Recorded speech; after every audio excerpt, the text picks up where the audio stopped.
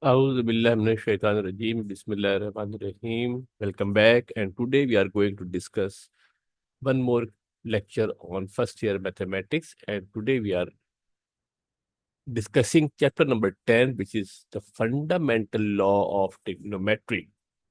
जैसा कि आप जानते हैं कि ट्रिग्नोमेट्री के अंदर जो एक्सरसाइज आप पढ़ रहे हैं, यूनिट 10 आप पढ़ रहे हैं। यूनिट 10 के अंदर एक फार्मूला, बेसिक फार्मूला है, जिसकी बुनियाद पर सारे फार्मूले हमारे पास बनते हैं। इस फार्मूले को इस लेक्चर में, आज के लेक्चर में हम प्रूव करने की कोशिश करेंगे। And the most important, the fundamental law which is the basic of the trigonometry. Trigonometry के जितने भी फार्मूले हमारे बनते हैं वो इसी फार्मूले के बेस पर बनते हैं। And the formula is cos alpha minus beta is equal to cos alpha cos beta plus sin alpha sin beta. This formula is called the fundamental law of trigonometry, and it is the basic of the all the other formulas we have discussed. We will discuss जितने भी फार्मूले trigonometry के बनेंगे बेटा, वो सारे के सारे फार्मूले इसी फार्मूले से शुरू होते हैं, स्टार्ट होते हैं, और आगे आप देखेंगे कि और फार्मूले कैसे बनते हैं। तो let's do not waste the time और आगे बढ़ते हैं। Before we start the fundamental law, से पहले कि हम फंडामेंटल लॉ को स्टार्ट करें, कुछ बेसिक बुनियादी बातें हैं जो हमारे इल्म में, हमारे मालूमात में होनी चाहिए। अगर ये बातें पता होंगी तो लॉ आपको आसानी से समझ में आ जाएगा, और अगर ये बातें आपको नहीं पता होंगी तो सब बेटा मामला ऊपर से गुजर जाएगा। ठीक है जी। कोशिश ये करें कि जब भी कोई टॉपिक आप पढ़ते हैं, फिजिक्स पढ़े, केमिस्ट्री पढ़े, मैथ्स पढ़े, जब तक आपको उसकी बेसिक नहीं पता होगी, वो फार्मूला, वो कोई भी चीज़ हो, वो आपके लिए हमेशा प्रॉब्लम क्रिएट करेगी। ऑल दो एग्जाम में लिखनी नहीं होती, मगर जब याद करने बैठेंगे और आपको बेसिक पता होंगी तो वो आपको जो चीज़ 1 घंटे में याद होनी है वो बेटा 15 मिनट में याद हो जाएगी। कोई मसला उसके अंदर नहीं होगा। सबसे पहले ज्योमेट्री के हवाले से हमारे पास दो बातें इंपॉर्टेंट होती है, एक्सिस क्या होता है और पॉइंट क्या होता है। एक्सिस क्या होता है बेटा, आपने ज्योमेट्री के अंदर आपने पहले ग्राफ बनाए हुए हैं, और आपको पता है कि जो दो हॉरिजॉन्टल लाइनें होती हैं जो एक दूसरे के परपेंडिकुलर होती हैं, इन लाइनों को क्या कहा जाता है बेटा, जो दो लाइनें होती हैं इनको बिलतरतीब एक्स एक्सिस और वाई एक्सिस कहा जाता है। जो हॉरिजॉन्टल लाइन होती है उसको एक्स एक्सिस कहते हैं, और जो वर्टिकल लाइन होती है उसको वाई एक्सिस कहा जाता है। The horizontal and the vertical line are called the axis. Then point क्या होता है, इस एक्सिस पर जो पोजीशन होती है, इस पोजीशन को पॉइंट कहा जाता है। In coordinate geometry a point in a 2D, ये 2D का मतलब होता है 2 dimension, x axis y axis. एक 3D भी होता है जिसके अंदर x axis y axis z axis होता है, जो वेक्टर के अंदर पढ़ेंगे। In coordinate geometry a point in a 2 dimension plane is represented by ordered pair x and y. यहाँ और से देखे बेटा, जो पॉइंट हमारे पास होता है उसको कोऑर्डिनेट एक्सिस में एक्स और वाई के जरिए रिप्रेजेंट किया जाता है। एक्स बताता है कि उसकी एक्स एक्सिस पे क्या पोजीशन है, वाई बताता है कि उसकी वाई एक्सिस पे क्या पोजीशन है।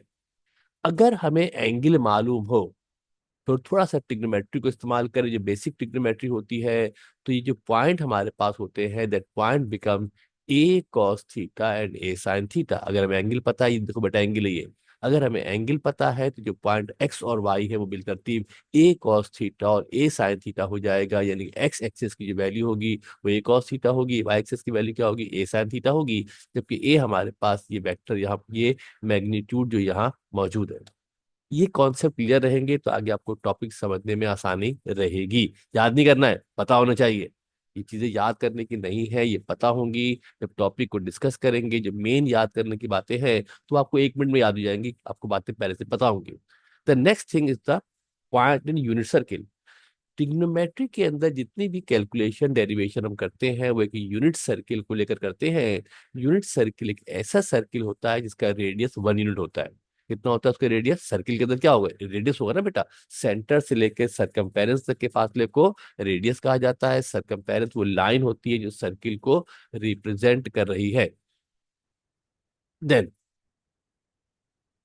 अगर हमारे पास एक यूनिट सर्किल मौजूद है तो यूनिट सर्किल का जो रेडियस होगा वो 1 होगा, लिहाजा जो पॉइंट बन जाएगा वो कॉस थीटा साइन थीटा होगा। थीटा यहाँ पर एंगल है।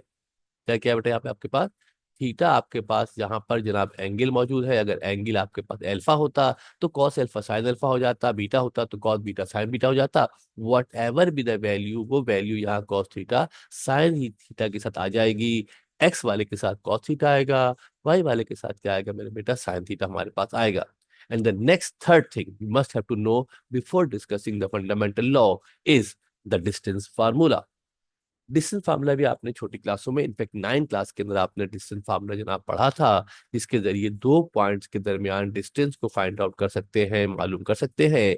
अगर मेरे पास दो पॉइंट मौजूद है, एक पॉइंट बेटा क्या है, x1 कॉमा y1 है, एक point comma x2 comma y2 है, एक पॉइंट x1 कॉमा y1 है, एक पॉइंट x2 कॉमा y2 है, तो इनके दरमियान जो डिस्टेंस होता है ए बी, उसको मालूम करने के लिए x2 - x1 का whole square plus y2 - y1 का होल स्क्वायर होता है। फेमिलियर आप होंगे, ये फार्मूला आपने पहले डिस्कस किया हुआ है, ये फार्मूला आपने पहले पढ़ा हुआ है, कोई नया फार्मूला आपके लिए नहीं है। x2 - x1 का होल स्क्वायर, y2 - y1 का होल स्क्वायर। तो तीन चीजें हमने देख ली बेटा, पॉइंट क्या होता है, एक्सेस क्या होता है, पॉइंट कैसे निकाला जाता है, और डिस्टेंस फार्मूला क्या होता है। Now you are in position to discuss the fundamental law. Fundamental law करने की हम पोजिशन में आ गए हैं कि जितनी बातें अब तक बताई हैं याद करने का नहीं है, तुम लोग और से रटन लगाना, इसका समझना है, कॉन्सेप्ट क्लियर करना है, ताकि जब प्रूफ के दरमियान इसको अप्लाई करें तो वहां आपको कोई ज्यादा प्रॉब्लम, कोई इशू ना हो, आपको पता हो यार ये ऐसा होता है, ये तो फंडामेंटल बातें हैं, तो बासानी इसको आप कर सकते हैं। नाउ द मेन टॉपिक जिस पर हम करने जा रहे हैं, will switch to that, the fundamental law of the trigonometry. And the fundamental law states that, क्या कहता है फंडामेंटल लॉ, क्या कहता है, कॉस एल्फा माइनस बीटा, दो एंगल, एक एंगल अल्फा है, एक एंगल बीटा है, दोनों एंगल को अगर माइनस किया जाएगा तो ये बराबर होता है किसके, cos alpha minus cos beta plus sine alpha minus sign beta के बराबर होता है। ख्याल रखना बेटा, यहाँ माइनस है और यहाँ दरमियान में क्या है, प्लस है, रिवर्स साइन है। नाउ देन, इसको प्रूफ करने के लिए हम क्या करेंगे, हम कंसीडर करेंगे मेरे बेटा एक अदद यूनिट सर्किल।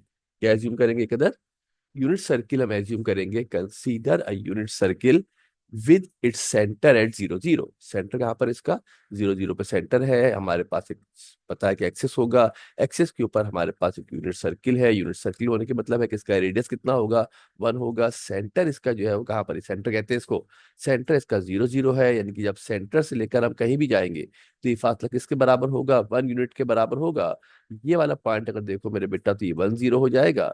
ये पॉइंट हुआ क्या होगा, ये पॉइंट हमारा होगा यहाँ पर, ये पॉइंट किसके बराबर होगा, 1 0 के बराबर होगा। अगर यहाँ जाते तो -1 0 होगा, पता है ग्राफ पे लेफ्ट पे वैल्यू माइनस में होती है, ऊपर जाते तो 0 1 होता, और नीचे जाते तो 0 - 1 होता। कंसर्न हमारा है नहीं, इसलिए बद लिख नहीं रहे, हम सिर्फ 1 0 पॉइंट यहाँ पर लिख रहे हैं।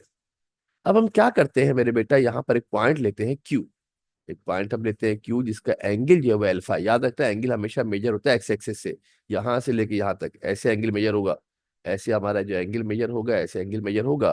जब एंगल हमें पता है तो आपको पता है कि पॉइंट कैसे निकलता है, जो भी एंगल पता है उसके कॉस थीटा, उसका कॉस और उसका साइन ले लेंगे। जिस तरह पीछे आपको बताया था, यूनिट सर्किल के अंदर जो भी एंगल होगा उसका कॉस ले लेंगे, उसका साइन ले लेंगे, यानी क्यू के जो कोऑर्डिनेट्स होंगे वो कॉस अल्फा साइन अल्फा हमारे पास क्यू के कोऑर्डिनेट हो जाएंगे। इसी तरीके से बेटा यहाँ पर अगर एक और पॉइंट लिया जाए जिसका एंगल बन रहा हो बीटा, एक और पॉइंट ले लेते हैं क्यू जिसका एंगल कितना है, बीटा है, तो इसके पॉइंट क्या होंगे, बोलो, सोचो, क्या होंगे, क्या होंगे। जो भी एंगल होगा उसका कॉस लेंगे, उसका साइन लेंगे, यानी पी के कोऑर्डिनेट्स क्या हो जाएंगे, कॉस बीटा साइन बीटा हो जाएंगे। क्या हो जाएंगे, कॉस बीटा साइन बीटा हो जाएंगे। समझ लो, जो एंगल बनेगा उस एंगल का कॉस होगा एक्स कोऑर्डिनेट, उस एंगल का वाई होगा, उस एंगल का साइन होगा वाई कोऑर्डिनेट। अब अगर हम चाहे मेरे बेटा तो P और Q के दरमियान डिस्टेंस को मालूम कर सकते हैं। दो पॉइंट होगा ना भाई, जब दो पॉइंट होते हैं, जब दो पॉइंट होते हैं तो दो पॉइंट के दरमियान डिस्टेंस मालूम कर सकते हैं, किस फार्मूले से, इस फार्मूले से। डिस्टेंस फार्मूले के जरिए हम क्या कर सकते हैं, जो पीछे आपको बताया, डिस्टेंस फार्मूले के जरिए इनके दरमियान डिस्टेंस को निकाला जा सकता है। ये डायग्राम आपकी बुक में ही बनी हुई है, ये डायग्राम बुक में भी बनी हुई है, बुक में डायग्राम ऐसी बनी हुई है। इसमें दो लाइनें जो है ना, एक्स डैश वाई डैश, ये आपको कंफ्यूज कर रही होंगी, ये अजीब सी आपको डायग्राम लग रही होगी, तो इन दोनों लाइनों का आप इरेज कर दे, मिटा दे। इन दोनों लाइनों को मिटा देंगे, ये दोनों लाइनें जो बनी हुई थी ये बुक की डायग्राम है, ये दोनों लाइनें बनी हुई है, इनको हटा देंगे तो मामला बहुत सिंपल हो जाएगा, सादा हो जाएगा। ये पी कॉस एल्फा हो, पी कॉस बीटा, ये पी जो पॉइंट था कॉस बीटा साइन बीटा हो गया, ये कॉस एल्फा साइन बीटा हो गया, ये पॉइंट हमारे पास क्यू पॉइंट है। ये वही डायग्राम ऊपर बनी थी, बुक वाली डायग्राम बनी हुई है, ये हमने ऐसी डायग्राम बना दिया आपको। Now we will find the distance. Let P x cos beta and Q cos alpha sin alpha are the 2 point, जो 2 पॉइंट हमने ले लिए हैं, और इनके दरमियान हम डिस्टेंस को मालूम करेंगे कैसे, बाय यूजिंग डिस्टेंस फार्मूला।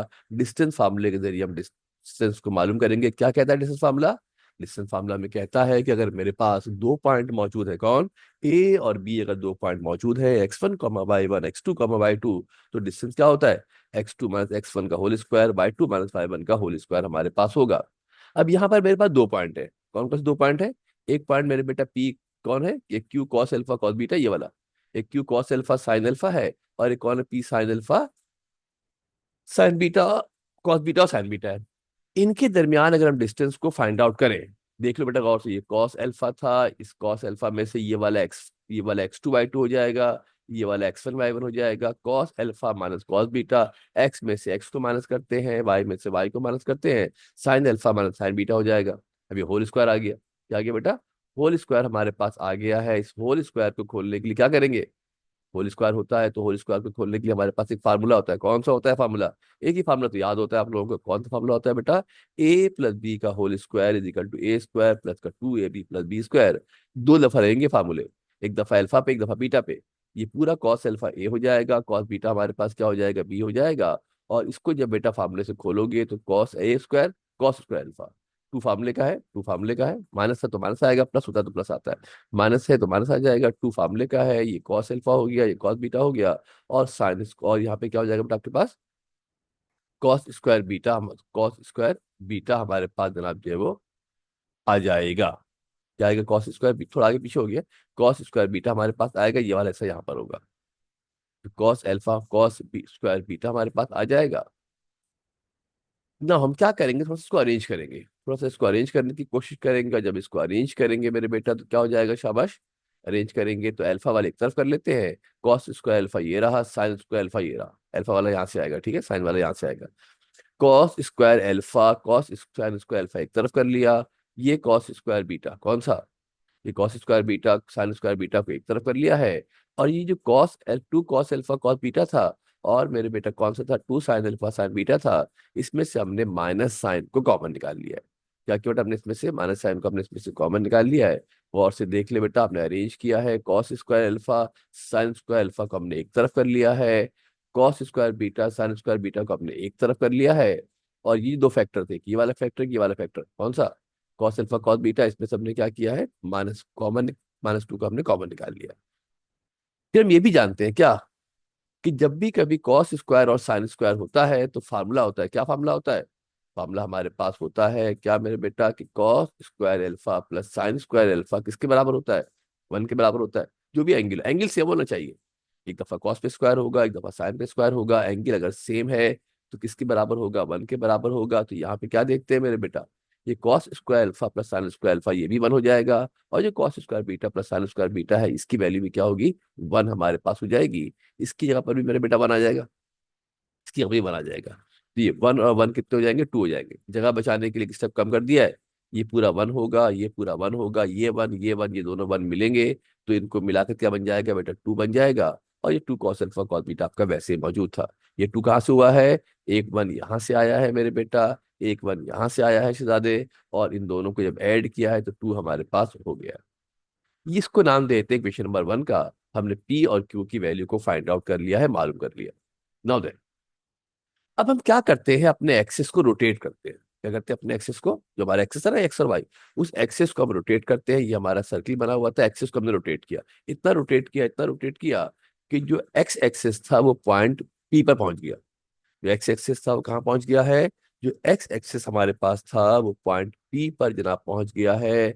यानी पी के जो कोऑर्डिनेट्स पहले कॉस एल क्या थे, कॉस बीटा साइन बीटा थे, वो 1,0 हमारे पास हो गए।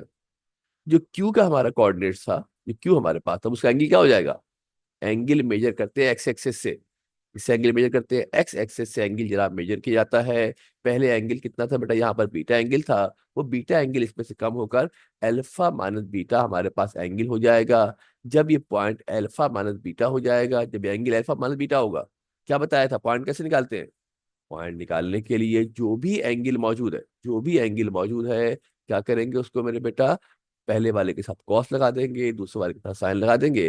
एंगल चूंकि अल्फा माइनस बीटा है, लिहाजा cos alpha minus beta sine alpha minus beta हो जाएगा। डायग्राम को अब उसके बाद क्या करेंगे बेटा, पी और क्यू के दरमियान डिस्टेंस को फाइंड आउट कर सकते हैं। अगेन ये डायग्राम आपकी किताब के अंदर बनी हुई है, जरा आप गौर से देख ले। एंगल पहले ये वाला एंगल आपके पास क्या था बेटा, बीटा था ना, तो ये एंगल माइनस हो जाएगा, तो रिमेनिंग एंगल क्या बचेगा आपका अल्फा माइनस, जब यहाँ से एंगल मेजर किया जाएगा, यहाँ से यहाँ तक का जो एंगल हमारे पास कौन सा था, बीटा एंगल था, वो बीटा एंगल हमारा माइनस हो जाएगा, जिसकी वजह से coordinate cos alpha minus beta sine alpha minus beta बन जाएंगे। Then with respect to the this coordinate system, इस कोऑर्डिनेट सिस्टम के हवाले से अगर हम बात करते हैं तो पी और क्यू के कोऑर्डिनेट्स क्या हो जाएंगे रिस्पेक्टिवली, 1,0 हो जाएंगे। पी के कोऑर्डिनेट्स 1,0 हो गए हैं, और जो क्यू था उसके कोऑर्डिनेट्स क्या हो गए मेरे बेटा, क्यू था उसके कोऑर्डिनेट्स क्या हो बेटा हमारे पास, अल्फा माइनस बीटा और कॉस अल्फा माइनस बीटा और साइन अल्फा माइनस बीटा हमारे पास क्यू के कोऑर्डिनेट्स हो जाएंगे, जैसा कि फिगर में आपको यहाँ दिखाया गया है, तवज्जो से गौर से देखिएगा। अगेन हम क्या करेंगे बेटा, अब इनके दरमियान डिस्टेंस को मालूम करेंगे बाय यूजिंग डिस्टेंस फार्मूला। अब एक पॉइंट कौन हो गया, 1,0 हो गया, x1, y1, x2, y2 पूरा क्या है, कॉस अल्फा माइनस बीटा है, साइन अल्फा माइनस बीटा हमारे पास है। डिस्टेंस फार्मूले के अंदर जो पीछे बताया है, जो पीछे बताया है डिस्टेंस फार्मूले के अंदर वैल्यू पुट करेंगे, x2 की जगह पर क्या हो जाएगा, cos alpha minus beta, x1 की जगह पे क्या आ जाएगा मेरे बेटा, 1 आ जाएगा, y2 की जगह पे क्या आ जाएगा, y2 की जगह पे क्या आ जाएगा, साइन अल्फा माइनस बीटा आ जाएगा। और जो y1 है, यहाँ देखो ध्यान से, y1 की वैल्यू कितनी हो जाएगी, ये वाला x1 y1 है, y1 की वैल्यू 0 हो जाएगी। ये वाला x2 y2 है पूरा, ये वाला x1 y1 है। अगेन यहाँ पर होल स्क्वायर है, होल स्क्वायर तो फार्मूले से खोलेंगे, पीछे आपको बताया हुआ है, टाइम भी जरा बचाने की कोशिश करेंगे, जल्दी से इसको फार्मूले से खोल देते हैं। ए माइनस बी के होल स्क्वायर से खोला है, ये पूरा ए है, कौन कौन, cos alpha minus beta, cos alpha minus beta का whole square, cos square alpha minus beta हो गया, टू फार्मूले का होगा, कॉस अल्फा कॉस बीटा हो जाएगा, 1 का स्क्वायर 1 होता है, यहाँ तो जीरो माइनस करेंगे तो खत्म ही हो जाएगा, तो नहीं रहेगा, यहाँ फार्मूला लगाने की जरूरत नहीं है, यहाँ पर फार्मूला लगाने की जरूरत जनाब नहीं है, ये सिंपली क्या हो जाएगा, sine square alpha minus beta हो जाएगा।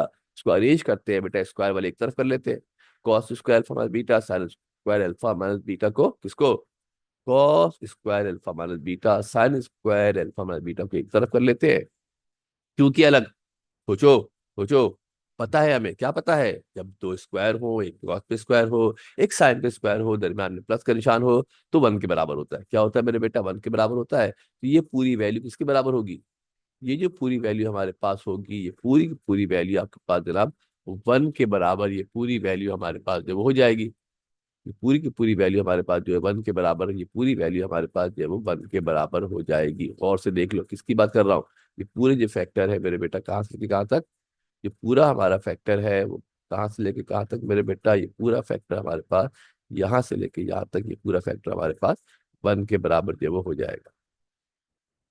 पूरा फैक्टर कहाँ से कहाँ तक, ये पूरा जो वैल्यू है यहाँ से लेकर यहाँ तक, ये पूरी वैल्यू हमारे पास जो है वो 1 के बराबर हो जाएगी, क्योंकि कॉस पे स्क्वायर, कॉस पे अल्फा है, कॉस स्क्वायर अल्फा साइन पे अल्फा है, एंगल सेम होना चाहिए, अगर एंगल सेम है तो वट एवर विद एंगल दोनों पे स्क्वायर है, प्लस का निशान है, 1 के बराबर होगा। इसको मेरे बेटा हम सिंप्लीफाई करते हैं, सॉल्व करते हैं, तो क्या देखते हैं भाई, 1 1 कितने हो जाएंगे, 2 हो जाएंगे। अगेन हमने क्या किया, किसकी वैल्यू मालूम कर ली है, पी क्यू की वैल्यू मालूम कर ली है, नए कोऑर्डिनेट सिस्टम के अंदर एक्सिस को रोटेट करने के बाद इसको नाम देते हैं 2। अब डिस्टेंस तो नहीं बदलेगा ना, डिस्टेंस तो सेम रहेगा, डिस्टेंस नहीं बदलेगा, डिस्टेंस सेम रहेगा, सिर्फ कोऑर्डिनेट्स हमारे पास चेंज हुए हैं। लिहाजा हम क्या कर सकते हैं मेरे बेटा, क्या कर सकते हैं हम, लिहाजा हम क्या कर सकते हैं कि हम इन दोनों इक्वेशनों को कंपेयर कर सकते हैं। अगर पहला वाला इक्वेशन 1 के अंदर भी पी क्यू था, इक्वेशन 1 के अंदर भी पी क्यू था, इक्वेशन 2 के अंदर भी पी क्यू है, लिहाजा अगर इन दोनों को कंपेयर किया जाए, इक्वेशन 2 लिखी, इक्वेशन 1 लिखी, जो हम पहले सिंप्लीफाई कर चुके थे, रूट मौजूद है, रूट खत्म करने के लिए स्क्वायरिंग करेंगे बोथ साइड, रूट खत्म करने के लिए स्क्वायरिंग करेंगे बोथ साइड मेरे बेटा, स्क्वायर करेंगे तो रूट खत्म हो गया है, वैनिश हो गया है, 2 मेरे बेटा दोनों तरफ मौजूद है, 2 हमारे पास मेरे बेटा, जो दोनों तरफ 2 हमारे पास मौजूद है, जब दोनों तरफ 2 मौजूद है तो बेटा ये वाला 2 और ये वाला 2 हमारे पास कैंसिल हो जाएंगे। जब ये दोनों 2 हमारे पास कैंसिल हो जाएंगे तो क्या बचेगा मेरे बेटा, माइनस का 2 कॉस अल्फा माइनस बीटा, ये बचेगा और ये बचेगा। अगेन क्या देखते हैं मेरे बेटा, गौर से देखिएगा, अगेन क्या देखते हैं कि -2 यहाँ पर है, -2 यहाँ पर है, -2 से -2 भी हमारे पास क्या होगा, -2 से -2 भी कैंसिल हो जाएगा, रिमेनिंग क्या बचा, क्या बचा, यहाँ बचा कॉस अल्फा माइनस बीटा, यहाँ पे क्या बचा, cos alpha cos beta plus sign alpha sine beta, which is the fundamental law, जो हमारा फंडामेंटल लॉ हमारे पास है, और यहाँ से लॉ हमारे पास प्रूव हो गया है। देखो बेटा, बहुत डिटेल के साथ, तफसील के साथ किया है मैंने इसको ना, बहुत सारे स्टेप बढ़ा दिए हैं, बहुत सारे स्टेप एक्स्ट्रा लिखे हैं, बहुत डिटेल के साथ किया है। किताब में अगर आप देखेंगे, किताब से याद करना चाहे कहीं से भी याद कर लें, अगर आपको लगता है कि इनमें से कुछ स्टेप आप डायरेक्ट कर सकते हैं, शॉर्ट कर सकते हैं, तो you are definitely you can do that, आप बिल्कुल कर सकते हैं। साइज इसका छोटा कर सकते हैं आप, क्योंकि एग्जाम में टाइम कम होता है, जल्दी जल्दी कर सकते हैं। तो बहुत सारे स्टेप आपको लगता है कि आप मैनेज कर दे, ये वाला स्टेप है ये आप खा सकते हैं। कुछ स्टेप अगर आप मैनेज करना चाहें तो आप मैनेज कर सकते हैं। तवज्जो देखिए, गौर से बार बार इस वीडियो को देख लीजिएगा, जहाँ प्रॉब्लम लगे उसको आप जरा पॉज कर लीजिएगा। कोशिश ये करें कि कॉपी पेंसिल लेके बैठा करें और साथ साथ इसको लिखते रहा करें। जहाँ प्रॉब्लम हो वहाँ पे पॉज कर ले, लिख ले। ठीक है जनाब, लिखने के बाद आप देखिए जो स्टेप लग रहा है कि यार ये तो मैं डायरेक्ट भी कर सकता हूँ, तो आप उसको आप स्किप कर देंगे तो साइज उसका कम हो जाएगा। किताब में ये मौजूद है प्रूफ इसका, किताब से इस प्रूफ को आप देख सकते हैं। और आपको लगता है कि ये स्टेप एक्स्ट्रा लग रहे हैं, मैं इस काबिल हूँ कि मैं कर सकता हूँ, यहाँ बेसिकली कराने का मकसद आपको समझाना था। और जब यहाँ आप इसको समझ जाएंगे तो फिर आप उसको ब्रीफ भी कर सकते हैं, आसानी से हो जाएगा, कोई प्रॉब्लम नहीं रहेगी। उम्मीद है कि आपको थोड़ा बहुत इसमें से मामला क्लियर हुआ होगा। एक दफा में बात क्लियर नहीं होती है, वीडियो को मल्टीपल टाइम देख लीजिएगा, एक से ज्यादा दफा देखेंगे तो कुछ बातें एक दफा में क्लियर होंगी, कुछ नेक्स्ट टाइम में क्लियर होंगी। काफी इंपॉर्टेंट टॉपिक है, काफी इंपॉर्टेंट एग्जाम के हवाले से, तो कोशिश कीजिएगा इसको ध्यान से कर लीजिएगा। ओके जनाब, इसको देख लीजिएगा। इंशाल्लाह फिर नेक्स्ट वीडियो के अंदर जो इसके मजीद लॉज है, sine law, cosine law, tangent law, 3 law हमारे पास और है, इंशाल्लाह उसको हम जो है वो फर्दर करने की जो कोशिश करेंगे। इसको लाइक भी कर लीजिएगा। कहना तो नहीं चाहिए, अब तो यूट्यूब वालों की, यूट्यूबर की तो एक आदत है कि जब भी वीडियो खत्म करते हैं तो कहते हैं लाइक कीजिएगा, सब्सक्राइब कीजिएगा, शेयर कीजिएगा। करना चाहे तो कर लें, आपके दोस्तों के काम आ जाएगी। ये वीडियो बेसिकली बच्चों को फैसिलिटेट करने की बनाई गई है। पूरी वीडियो में कहीं मैंने अपना कोई प्रोमो इस्तेमाल नहीं किया है, दूसरे बच्चों के काम आ जाएगा तो फायदा रहेगा। ओके जी, तो इंशाल्लाह नेक्स्ट वीडियो में आते हैं तो फिर नेक्स्ट टॉपिक को डिस्कस करेंगे और फर्दर लॉ जनाब वाली करेंगे। चैनल पे रहिएगा, मजीद बहुत अच्छी अच्छी वीडियोस है, देखते रहेंगे, समझते रहेंगे तो मामला आपके लिए आसान रहेगा। ओके जी, थैंक यू, अल्लाह हाफिज, ख्याल रखिएगा, अपना ख्याल रखिएगा, घर वालों का ख्याल रखिएगा। Take care of yourself, thank you very much.